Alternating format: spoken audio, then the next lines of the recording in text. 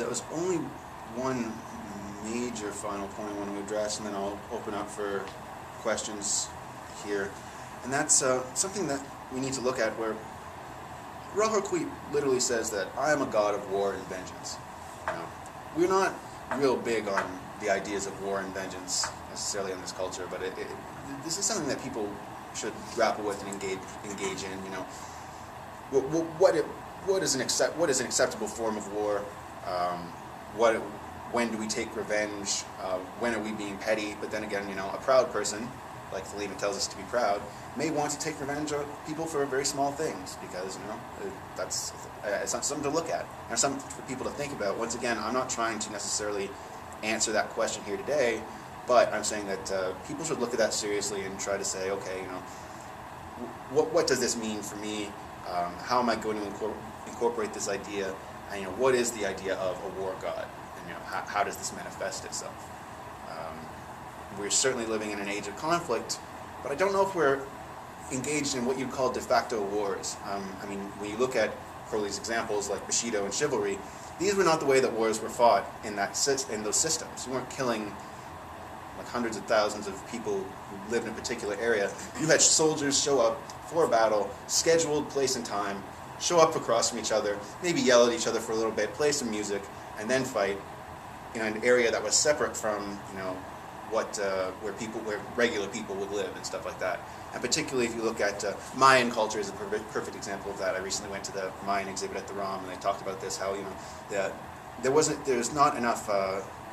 weren't enough people basically to have those kind of wars. So their aristocracy was their warrior class, and land disputes and disputes between different areas would be settled by aristocrats that would come and kick each other's asses, capture each other, torture each other, but leave the sort of agrarian peasants alone, because they need them to produce food. If they start killing off peasants, then they're going to starve as a culture, and they wouldn't be able to support themselves.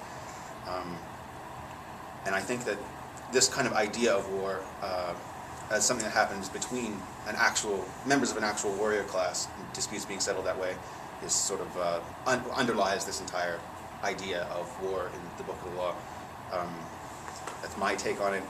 Different people probably will have different interpretations, but I'm not sure that what we see going on in the world today is what I would describe as actual war. It's more just because it's a sort of, you don't have equal opposite parties. Technology has taken it so far beyond, you know, what's reasonable to even consider. It isn't a war with two sides. It's just simply certain people being attacked. You have no way of competing with the kind of resources that are being put to use against them.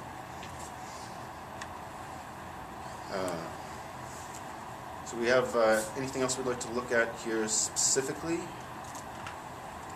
I know that kind of jumps around a little bit, but I want to be clear that try to put this in the context of an overarching, where does the Book of the Law fit into all these ideas, and what are the major ideas that people are going to have to fight with or grapple with, approach.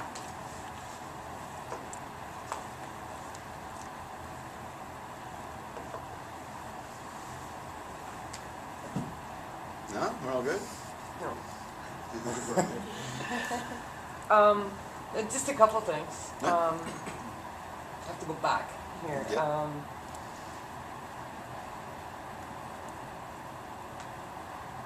One specifically that is kind of difficult to fathom. There was a comment, and there's an answer to where I'm questioning what you said within dilemma. But there's also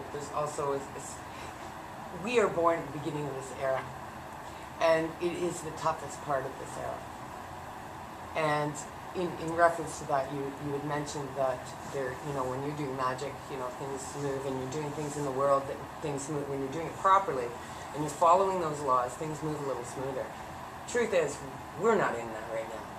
What we've been called to do in our lives as Thelemites, if that's what you are, is a little tougher than it's going to be in 500 years from now.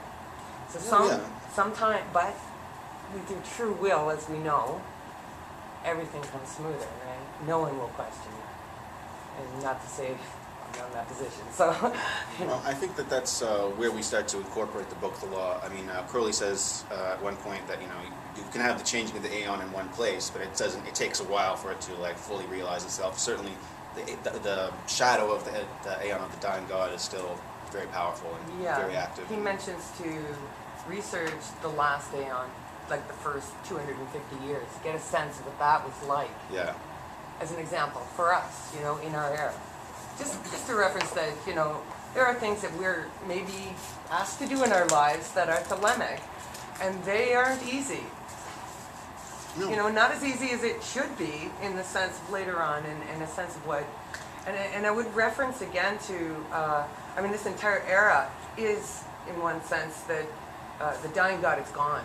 So our actual, that's where joke comes in, our actual work is easier than it was before, on a personal basis. Yeah, I think that one way to help do that is to look at when things happened that were significant in Thelema and kind of time that. I mean, if you want to tap into a current of magic that's been initiated, for example, by Crowley, looking at the times where he was scrying the aethers for the vision and the voice, or like looking at the times that he did the Paris working, stuff like that, and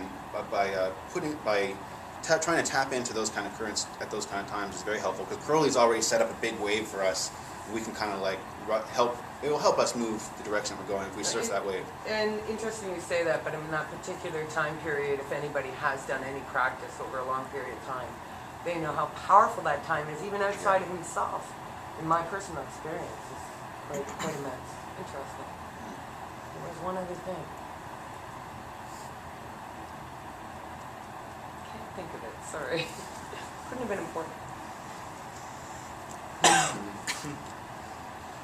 Yeah, I think, magic is kind of the manipulation of causality ultimately. And I think the idea behind the changing of the aeons is that the nature of causality is changing. The way that we're engaging in causality is changing. I do know what you mean by it's probably going to be easier like 500 years down the road or something like that. Absolutely. But I wonder what's going to make that easier for us. If that's going to actually be a social change, or if that's going to be the impact of magic. Everything. Essentially.